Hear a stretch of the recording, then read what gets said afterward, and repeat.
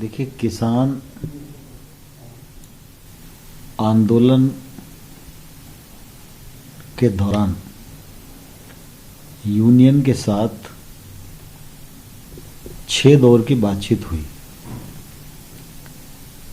जब बातचीत होती थी तो स्वाभाविक रूप से एक बड़ा व्याख्यान जैसा ही होता था। सरकार का लगातार इस बात पर आग्रह था कि कानून के वे कौन से प्रावधान हैं जिन प्रावधानों पर किसान को आपत्ति है, तो हम क्लॉज बाय क्लॉज चर्चा कर लें और जिन प्रावधानों पर आपत्ति है उसको अलग निकाल लें और उसके बाद डिस्कस करके हम लोग उसका कैसे समाधान कर सकते हैं, इस पर हम लोग विचार करें। तो कई दौर की बातचीत में यह संभव नहीं हो सका और इसलिए 3 दिसंबर को शाम को मैंने ही स्वयं अपनी तरफ से किसान यूनियन के नेताओं को कहा कि कुल मिला के इतने दौर की बातचीत में जो आप सब चर्चा कर रहे हैं उसमें मैं लगातार आग्रह कर रहा था कि भाई कुछ बिंदु हम निकाल लें जिसका किसान को आपत्ति है, लेकिन वो नहीं हो पाया। लेकिन मैं जितना चर्चा में समझ सका हूँ उसमें मुझे लगता है कि आपकी चिंता एपीएमसी कमज़ोर न हो इस पर है। आपकी चिंता विवाद के लिए एसडीएम न्याय नहीं दे पाएगा, तो इसलिए जुडिशियली के क्षेत्र में अधिकार जाना चाहिए, ये बात आपकी ध्यान में आती है। दूसरा, आपकी बातों में ये भी ध्यान में आया कि आपको ऐसा लगता है कि पैन कार्ड पर खरीदी होगी, तो पैन कार्ड तो बहुत सारे लोगों पर होगा और कोई भी व्यक्ति खरीद करेगा तो धोखाधड़ी हो सकती है। तो मैंने कहा ये एक विषय भी आपका ध्यान में आता है। इसी प्रकार से फार्मिंग करार का रजिस्ट्रेशन हो, ये भी ध्यान में आता है। ट्रेडर का रजिस्ट्रेशन हो, ये भी ध्यान में आता है। तो मगर ये बिंदु हैं मुख्य रूप से जो निकलते हैं। इसके अलावा कोई और विषय आपके ध्यान में है? तो उन्होंने कहा कि एक पराली वाला विषय भी है, इलेक्ट्रिसिटी वाला भी है, हमने वो भी नोट कर लिया। तो हमने कहा चलो ये बिंदु हैं जिन पर निश्चित रूप से निराकरण होना चाहिए और कल हम लोग बैठेंगे तो आप लोग भी सोच के आइए, तो इन बिंदुओं पर डिस्कस करके क्या रास्ता निकल सकता है और कैसे हम लोग इसका समाधान खोजें, इस पर अपन चर्चा करेंगे। 5 तारीख को जब बैठे तो इस पर चर्चा आगे नहीं बढ़ी और वो लोग चुप होकर बैठ गए कि हम इसमें कोई सुझाव नहीं देंगे। हमने कहा भाई एपीएमसी को सुदृढ़ बनाने के लिए क्या करना चाहिए, तो वो कुछ बोल ही नहीं रहे हैं। तो फिर ये तय हुआ कि भाई ठीक है, वो हम लोग दोबारा से इस पर विचार करें। तो हम लोगों ने जब 6वें दौर की बातचीत की तो उसमें यह हुआ कि भाई हम लोग अपनी तरफ से समाधान उनको भेज देते हैं और वो समाधान क्या क्या हो सकते हैं। तो हम लोगों ने एपीएमसी के मामले में उनकी चिंता थी ये कमज़ोर होगी, तो ये तो हम पहले से ही कह रहे थे कि एपीएमसी को भी सुदृढ़ बनाने के प्रयास किए जाएंगे। लेकिन उनकी चिंता ये थी कि कुल मिला के एपीएमसी के भीतर टैक्स होगा और बाहर जो है ट्रेड होगा उस पर टैक्स नहीं होगा। तो हम लोगों ने कहा कि भाई राज्य सरकार प्राइवेट मंडी को भी रजिस्टर्ड कर सकती है और उस पर वो टैक्स लगा सकती है जैसा कि अंदर लगा हुआ है, तो ये लेवल प्लेइंग फील्ड हो जाएगा, तो कोई दिक्कत नहीं है और इसमें आपका समाधान हो सकता है। न्यायालय के जो बात थी तो हमने कहा आपको लगता है एसडीएम के न्यायालय में समाधान नहीं हो पाएगा तो हम जुडिशली के रास्ते भी खोलने पर विचार कर सकते हैं। जो ट्रेडर है, आप कहते हैं पैन कार्ड से खरीद करेगा तो धोखाधड़ी हो सकती है, तो उसका भी रजिस्ट्रेशन राज्य सरकार कर सकती है।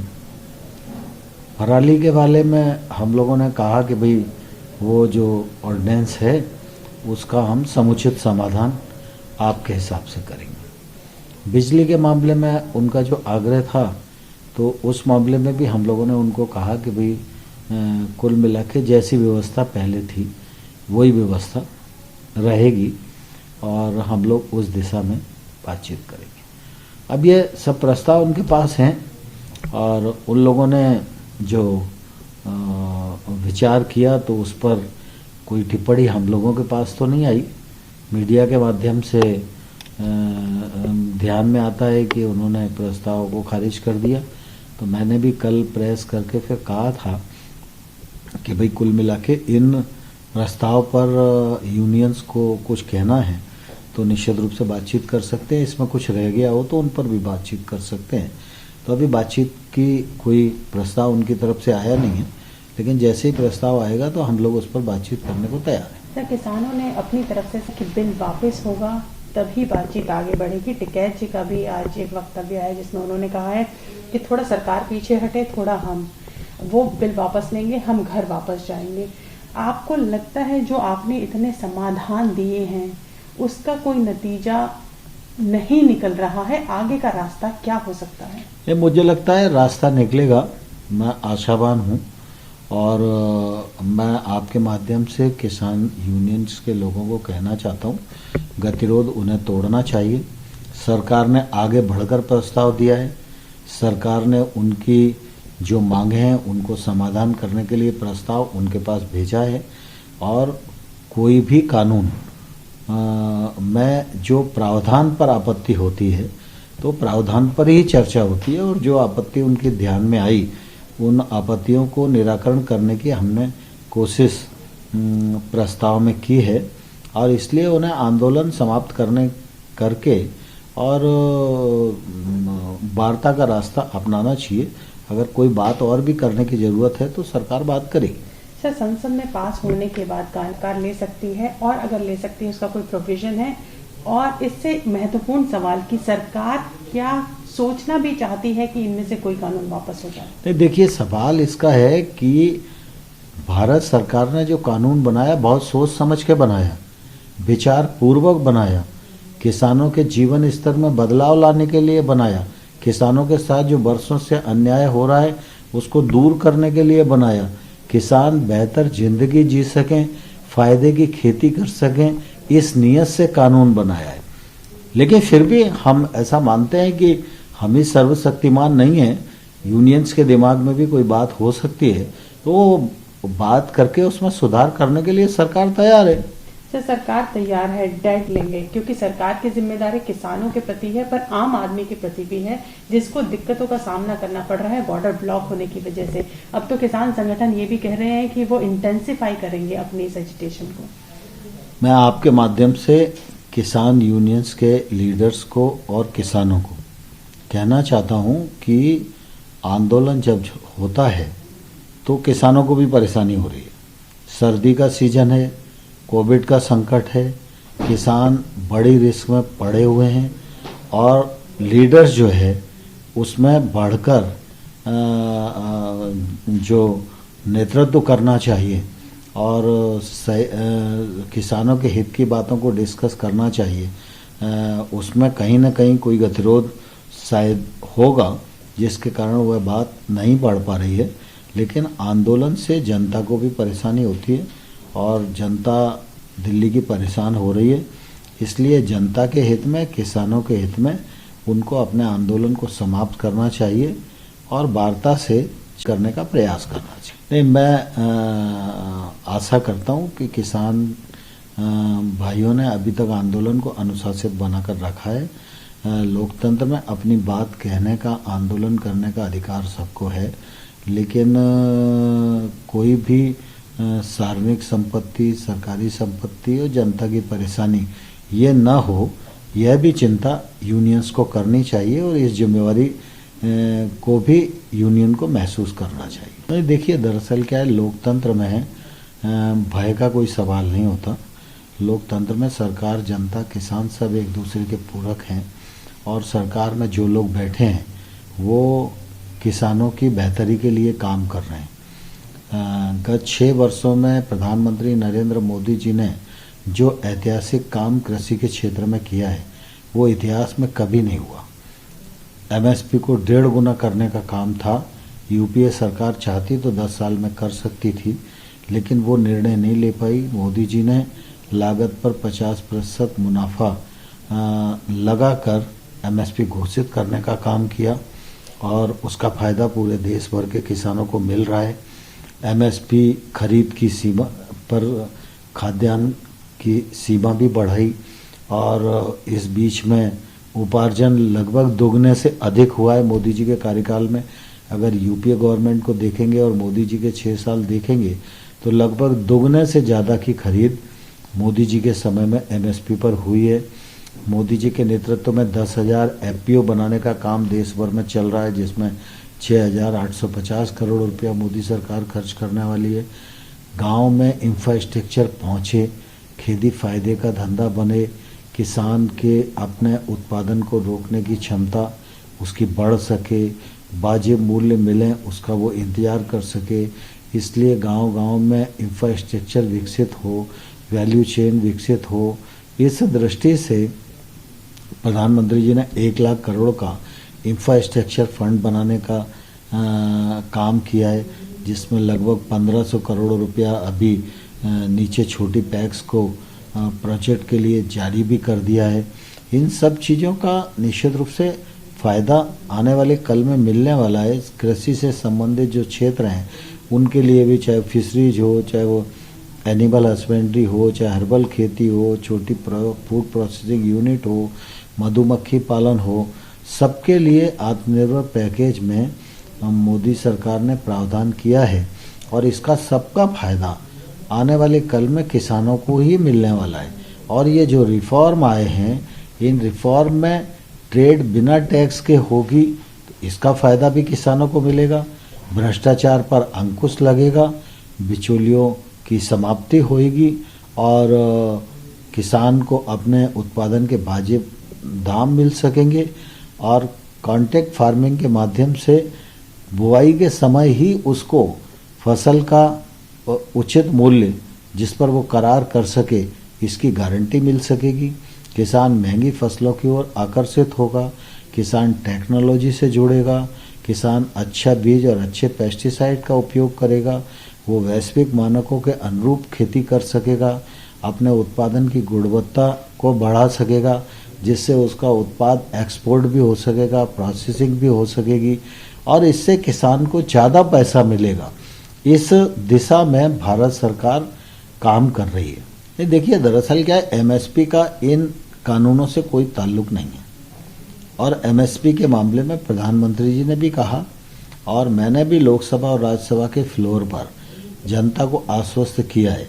सदन में बोलना वो एक रिकॉर्ड डॉक्यूमेंट है, मतलब सरकार की नीयत को प्रदर्शित करता है और उससे ज़्यादा पावरफुल डॉक्यूमेंट्स मुझे लगता है सरकार की ज़बान का और कोई नहीं हो सकता। तो हम लोगों ने फ्लोर पर भी आश्वस्त किया, एमएसपी चल रही थी, आगे भी चलती रहेगी। एमएसपी को 1.5 गुना बढ़ाने का भी काम हमने किया है, खरीद को भी बढ़ाया है और इस बार देखेंगे तो 17% अधिक खरीद हुई है और पंजाब में तो 25% अधिक खरीद हुई है। तो एमएसपी पर किसी को कोई शंका होनी नहीं चाहिए। मैं इस मामले पर तो कुछ अभी नहीं कहना चाहता हूँ, लेकिन इसका फैसला मैं आप पर ही छोड़ता हूँ। लेकिन किसान यूनियन को ज़रूर आग्रह करना चाहता हूँ कि भारत सरकार किसान और किसान यूनियन के साथ बातचीत कर रही है, किसान की समस्याओं के लिए बातचीत कर रही है और उनका आंदोलन जो है वो विषयांतर नहीं होना चाहिए, ये उनकी जवाबदारी है। लेकिन मुझे बहुत दुख है, जैसा आपने भी कहा, मैं भास्कर अखबार सुबह देख रहा था। ये भास्कर अखबार में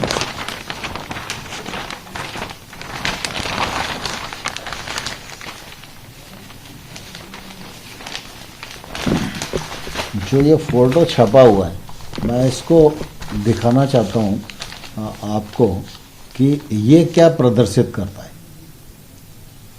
किसान की मांग एमएसपी की हो सकती है, किसान की मांग एपीएमसी की हो सकती है, किसान की मांग एक्ट में प्रावधानों को लेकर हो सकती है, लेकिन ये किसान की डिमांड कहाँ से हो सकती है? अगर ये डिमांड और ये पोस्टरबाजी अगर वहाँ हो रही है तो मैं किसान यूनियन के नेताओं से कहना चाहता हूँ कि इससे बचना चाहिए और ये किसान आंदोलन को बिखेरने की कार्रवाई है। कहीं भी भेजें। देखिए, किसान जो वो लोग बोल रहे हैं, वो बोल रहे हैं एमएसपी पर खरीद के लिए, क्योंकि एमएसपी पर जो खरीद होती है उसमें हर राज्य का कोटा निर्धारित है। एक राज्य से दूसरे राज्य में अगर जाएगा तो उस राज्य की जो खरीद है वो प्रभावित होगी। तो जो एमएसपी पर खरीद होती है उसमें कोटा निर्धारित रहता है, तो राज्य अपना स्टेट के उत्पादन को पहले बेचे, ये किसी भी राज्य की प्रायोरिटी होगी। और बहुत सारे राज्य ऐसे हैं कि अपना पैसा लगा के कुछ और जिन्सों को वो खरीदते हैं जिनको हम लोग नहीं खरीदते, तो निश्चित रूप से वो अपने किसानों के लिए बात कर रहे हैं। लेकिन ओपन ट्रेड में तो ये एक्ट लागू है, इसमें तो कोई न रोक सकता है न कोई रोक सकता है, और ये तो ओपन ट्रेड के लिए खोला ही गया है, सारी बंदिशों को समाप्ति किया गया है। इंटरस्टेट ट्रेड इससे होएगा और हो रहा है अभी तक। तो जो राज्यों के मुख्यमंत्री की बात है उसको इससे नहीं जोड़कर देखा जाना चाहिए। सर, भारतीय जनता पार्टी दोबारा मैसेव आउट है ताकि सब किसानों तक दोबारा पहुंचे, बिल दोबारा से एक्सप्लेन करें। आपको लगता है कहीं ना कहीं लोगों तक बिल को समझाने और पहुंचाने की जिम्मेदारी जो पार्टी के नेताओं की थी, उसमें क्या कहीं कमी रह गई कि पंजाब में ऐसे आंदोलन उठ गए? नहीं, मैं समझता हूं कि एक्ट के बारे में किसी को कंफ्यूजन नहीं है। लोकसभा और राज्यसभा के आप विपक्षी नेताओं के भाषण सुनिए, एक्ट के किसी प्रावधान पर किसी ने भाषण दिया ही नहीं, किसी ने विचार व्यक्त किया ही नहीं, पॉलिटिकल भाषण देते रहे।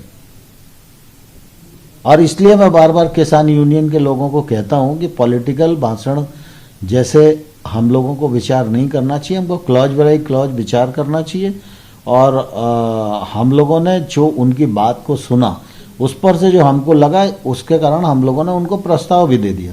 सरकार खुले मन से आगे चर्चा के लिए भी तैयार है और जो आपकी आपत्तियां उन पर भी विचार करने के लिए तैयार है, और हम प्रस्ताव एडवांस में दे चुके हैं। अब किसान यूनियन को विचार करके किसानों के हित में क्या है वो सोचना चाहिए। सर, आखिरी सवाल, किसान यूनियन बार बार कह दूंगा वापस लो, कितना समय आप उनको देने को तैयार हैं? नहीं, मैं समझता हूँ, मैं आशावान हूँ। लगातार हम किसानों से वार्ता के लिए तैयार हैं और मुझे आशा है कि किसान वार्ता के लिए आएंगे और जरूर हम बातचीत करेंगे और बातचीत के माध्यम से समस्या का हल निकालने की कोशिश करेंगे। नमस्कार, मैं हूं मानक गुप्ता। अगर आपको हमारा ये वीडियो पसंद आया हो तो इसे लाइक और शेयर जरूर करें, और हाँ, हमें सब्सक्राइब और फॉलो करना ना भूलें ताकि आप देश और दुनिया की कोई खबर मिस ना करें। तो जुड़े रहिए हमारे साथ और देखते रहिए News 24।